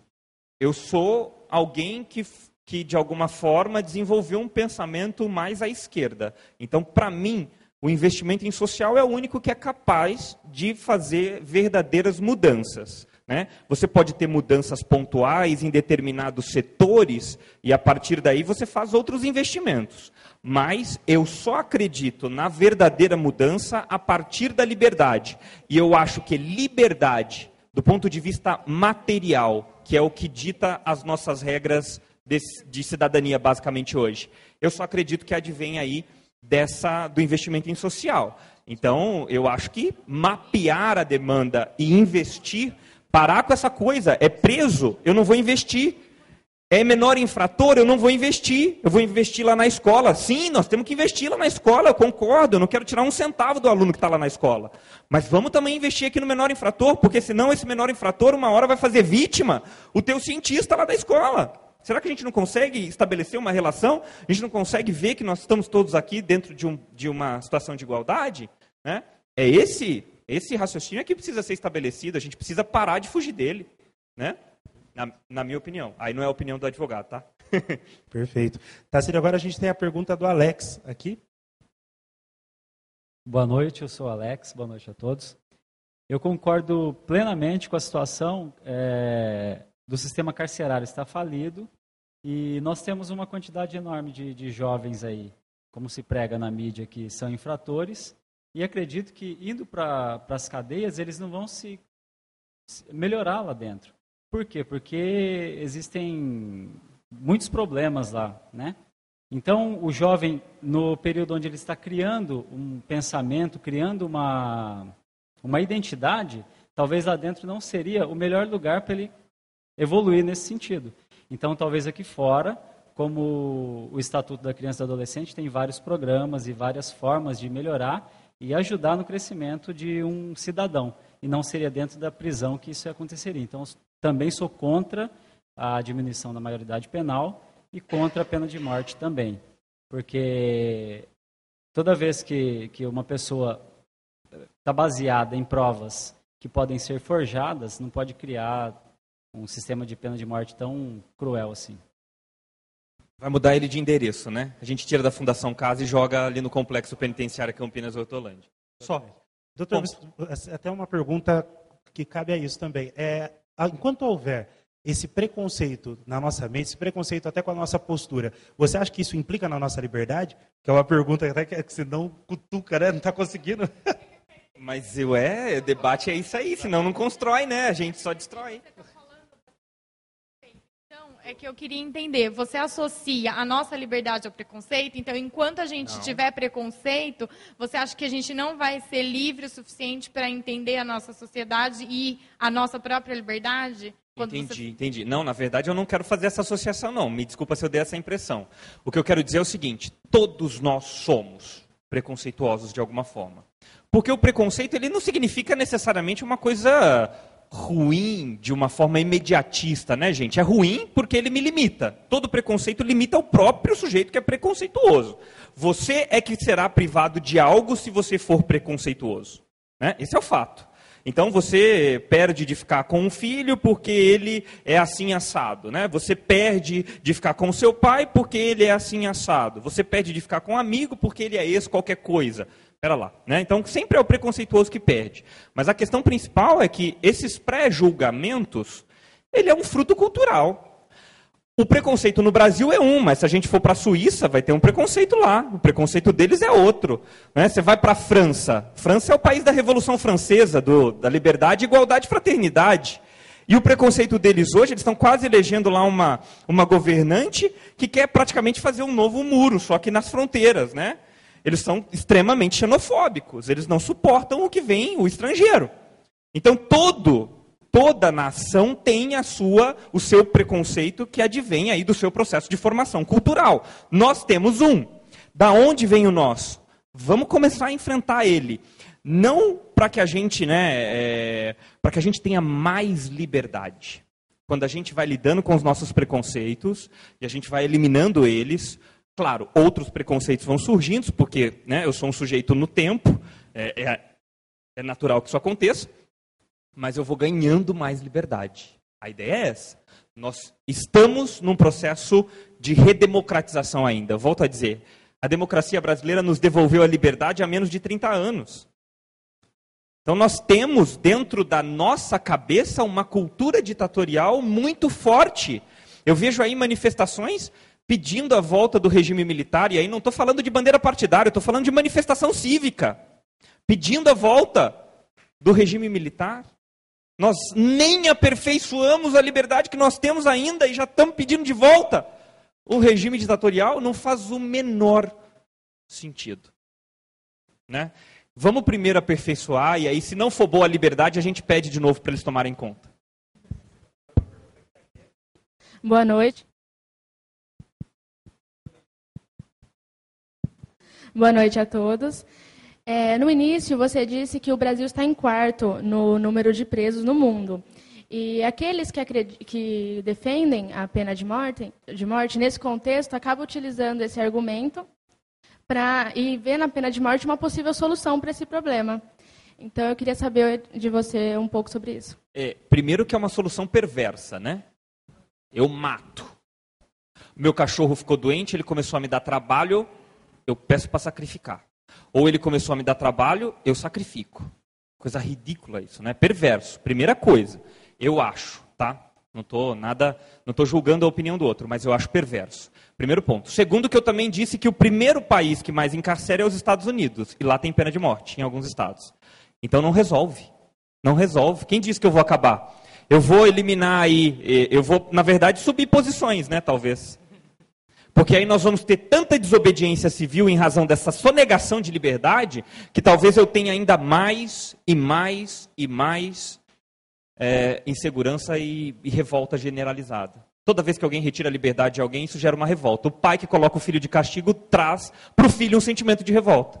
É absolutamente natural. Quando o Estado me retira uma liberdade e eu percebo, a primeira coisa que eu faço é me revoltar contra ele. Então, não resolve. Essa solução que nos vendem, não resolve. Pelo contrário, piora. Na minha opinião. Professor, boa noite. Eu trabalho em empresa privada e por mais que é divulgado, que é proibido pedir antecedentes, algo assim, a gente sabe que de uma forma ou outra a empresa acaba investigando. Existe algum tipo de ideia, projeto, ou na sua opinião, o que as empresas poderiam ajudar nessa inserção social, na recolocação dessas pessoas no mercado de trabalho? É um exemplo bem negativo, né? O empresário, como disse o nosso colega lá, legitimamente ele quer a diminuição da carga tributária, mas ele não quer contratar qualquer um também, né? Calma lá, se tem antecedentes, aí eu não contrato, pera lá. Você quer a isenção de tributos que todo mundo paga, mas você não contrata indistintamente. Você quer fazer distinção na hora de contratar. Então, o raciocínio do empresário também precisa saber exatamente o que é que ele está buscando. A prática da sua empresa é muito ruim. Eu quero aproveitar, Felipe, e você deixou todo mundo fazer propaganda das suas empresas. Eu abri um escritório recentemente, depois eu entrego cartão.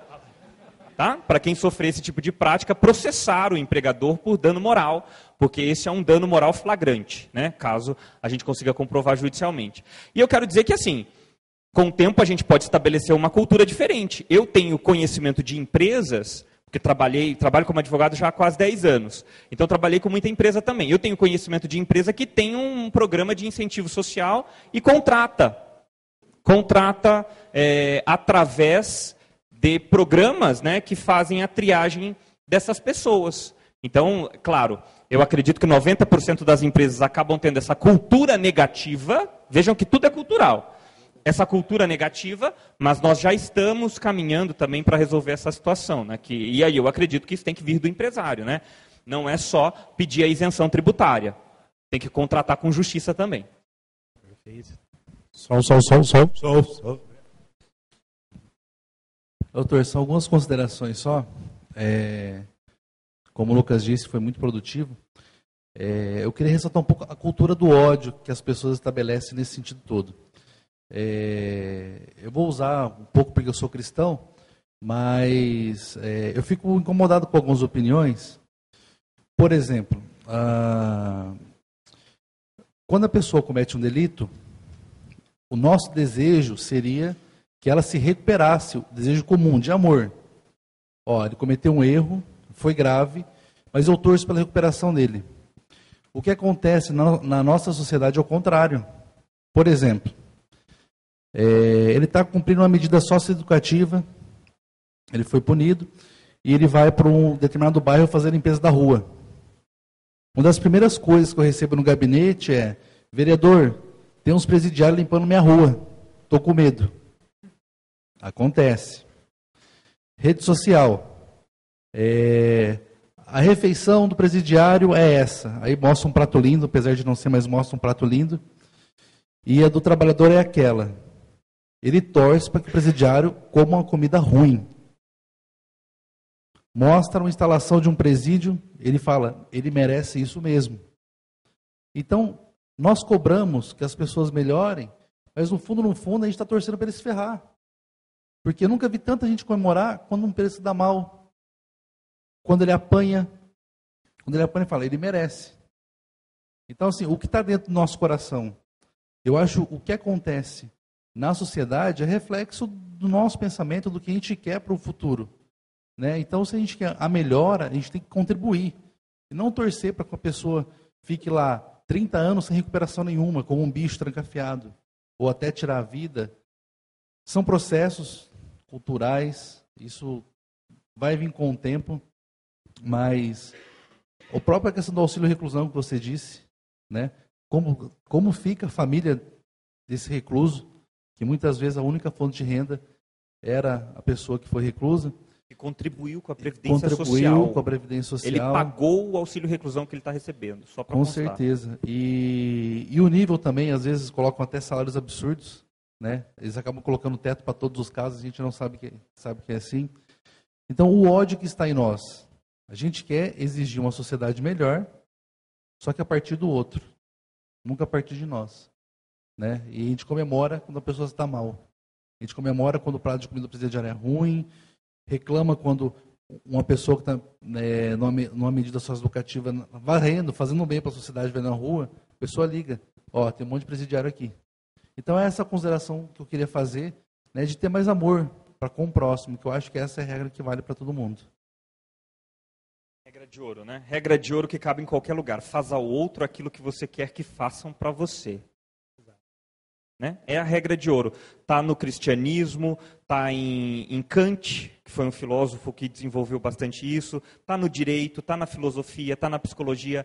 Faz ao outro aquilo que você quer que faça para você. Acho que essa é a regra de ouro. Cabe em qualquer lugar.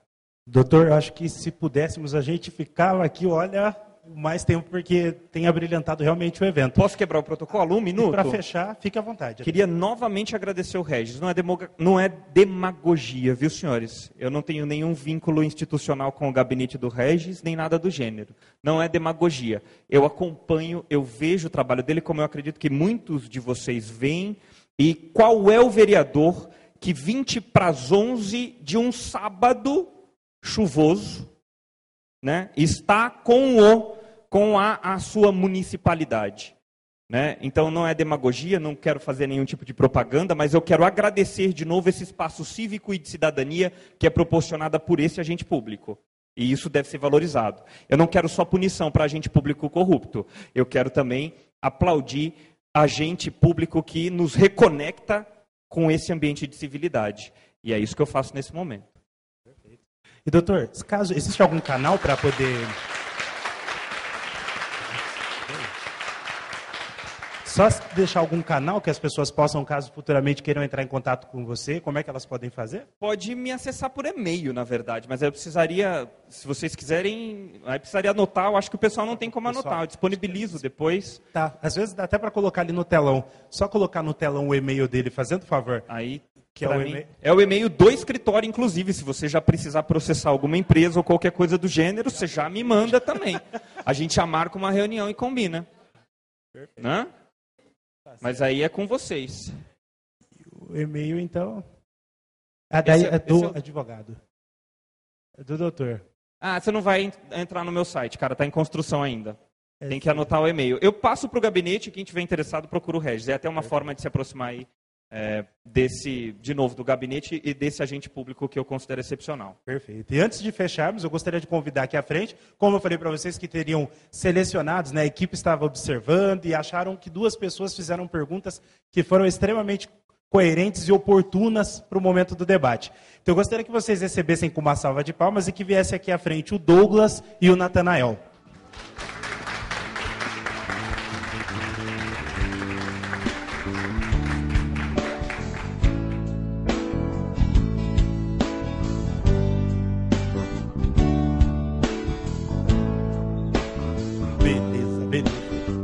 O e-mail do advogado, então, do doutor Tacílio, vai estar junto com o material que vai ser divulgado nas redes sociais, tá, pessoal? Aí vocês vão poder entrar em contato com ele também. Agora, boa ideia. Agora, para a gente poder finalizar, antes até da gente se despedir, eu gostaria de pedir para o Regis fazer as considerações finais aqui do nosso evento, nosso fechamento. E, como nós fizemos no primeiro, nós vamos fazer no segundo também a foto oficial, onde a gente chama a banda já se posiciona, o pessoal vem aqui à frente e a gente faz a foto. Então, eu vou passar a palavra para o Regis e a gente faz a nossa foto oficial. Mais uma vez, agradecer a presença de todos vocês aqui hoje. O evento ele é construído assim por... São vários eventos que o gabinete faz, né? Mas eu particularmente gosto muito desse evento. E a gente tem tentado trazer mais pessoas para participar da organização do evento, porque o evento não é fácil, né? Nós contamos aí especialmente com o trabalho do Igor, né? Que ficou... Cadê o Igor? Tá por aí? Deve estar por aí correndo atrás de alguma coisa. A Kelly também levanta a mão, que nos ajudou muito nesse evento também. O Denis, enfim, é muito complicado a gente citar pessoas, né? Mas muita gente trabalhou para que o evento acontecesse e quanto mais ajuda, Felipe, melhor. Nós criamos um grupo no WhatsApp, adicionamos algumas pessoas, depois vamos adicionar com os cadastros que a gente tem ali, as outras pessoas que vieram nesse evento e não vieram no outro, para dar sugestão, para poder melhorar o evento, né? Essa votação ela foi feita muito em cima, né? Foi coisa de uma semana, já definiu o tema, já corremos atrás dos palestrantes, tudo. E os próximos serão feitos com mais preparo até, né? Mais atrações. Eu estava até conversando com a Fernanda ali, muita gente não sabe do evento, né? E se soubesse, participaria muito mais. Depois que nós publicamos no primeiro evento, muita gente quis participar, agora com certeza vai ter também, só que aqui em Hortolândia, a gente não tem, infelizmente, um veículo grande de comunicação aqui. Então, o que mais funciona aqui é Facebook, WhatsApp e o boca a boca. É importante a gente estar sempre disseminando esse evento. Agradecer ao Dr. Tacílio, né, pelas considerações, foi muito produtivo, aprendi bastante. E esse espaço ele tem que crescer, né? E só vai crescer com a colaboração de vocês e com o entendimento que a melhor política a gente se faz com ideias, a gente faz com debate, faz com seriedade, né? Aqui a gente não fica pedindo voto, aqui a gente não fica fazendo nada disso. O que a gente faz é discutir problemas da sociedade, temas Esse tema da maioridade penal, ele foi discutido na última campanha política para presidente da República. E muita gente não tinha opinião sobre isso. E o que isso ocasiona, Felipe? Se a gente não sabe o que defende as pessoas que estão nos representando, a gente não tem condição de escolher também. Então essa é uma preocupação. Esse grupo é de debate de formação. Eu acho que nas próximas eleições a gente vai estar votando muito melhor, a gente vai estar escolhendo melhor, porque depende de nós também buscarmos informações e dialogar com a sociedade.